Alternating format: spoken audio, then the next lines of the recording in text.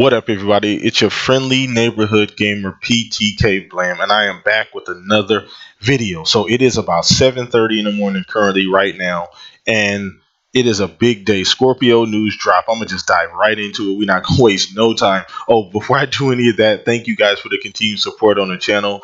Thank you for love on the podcast. Please subscribe, like, and comment on all the videos. So let's get it. Let's get into it. So Eurogamer Digital Foundry, in conjunction with Microsoft, dropped some specification info, dropped some hardware info today. It's more for a tech crowd, more for if you're into that kind of stuff. But remember last year, the biggest question was, okay, is it really going to be able to run 4K? Is it really going to be able to do the things Microsoft said it's going to do? And needless to say, the Scorpio is over delivered.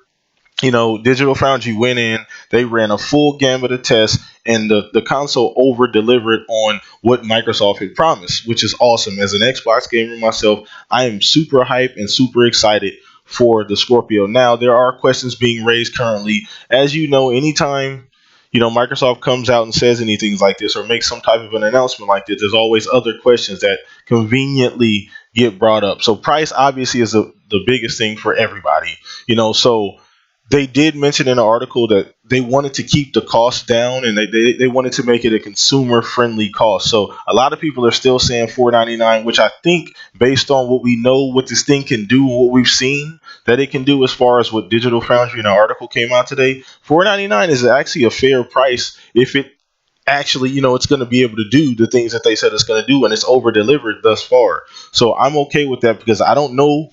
And don't come down on me about this. I'm not a huge tech guy.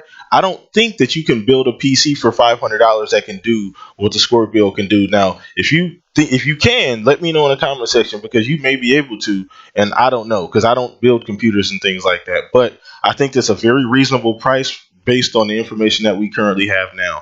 If it comes in any under than $500, that's just icing on the cake. So I'll be completely fine with $499 based on the information that I currently have. Then people are talking about, obviously, games. Well, E3 is right around the corner. People are talking about, well, there's no exclusives for it. It's just power. Let's take a break. Let's pump our brakes a little bit, guys. We know the games are coming. E3 is around the corner. That's been a narrative as of late, because Microsoft hasn't had any, I don't want to say any big exclusives. Obviously, Halo Wars 2, there's a couple other games that have come out, but it's been a little bit dry, according to some people, just based on it. I have a shit ton of games to play, but a lot of people have said, since Sony have dropped a lot of exclusives early on in the year, that, Microsoft doesn't have any exclusives currently. But I'll wait and see.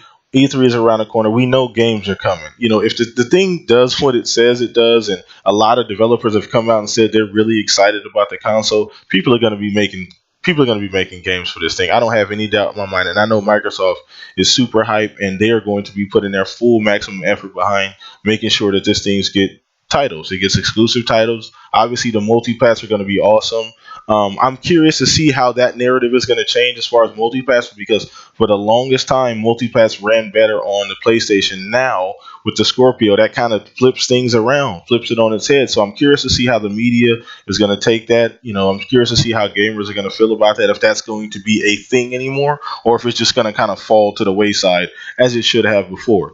So I just wanted to make this quick video, let you guys know what I thought about it. Once again, I think the news is awesome. I'm not a huge tech guy, so I read through the article, and a lot of that was really above my thought process. Like I said, I'm not a huge tech guy as far as like specifications and things like that, but I know enough to still understand what they were saying in the article. So at the end of the day, I'm really excited about what this thing can do. And by the way, guys, let's think about it this way too. Not only is it overperforming on games, but this is going to open the door for all other things. Remember, these boxes aren't just to play video games. They don't just play video games. They're media devices, they're hubs, they're entertainment hubs. So this thing is going to make the whole experience better. I feel like the UI is going to be better. Loading times, things like that. Just the small features, things like that Xbox Live and Xbox brings to the table. I feel like it's going to bring everything to a new level and kind of couple everything together. So I think we'll fully start to realize what Microsoft was talking about. So I'm excited. Wanted to drop this quick video, guys. If you enjoyed the video, please leave a like on it. If you enjoyed, leave a comment. Also subscribe to the channel. Share with your friends, guys. And let me know what you guys think about the information that was dropped this morning about the Scorpio. Let me guys know if you're excited or you're not. So anyway, I'm out of here.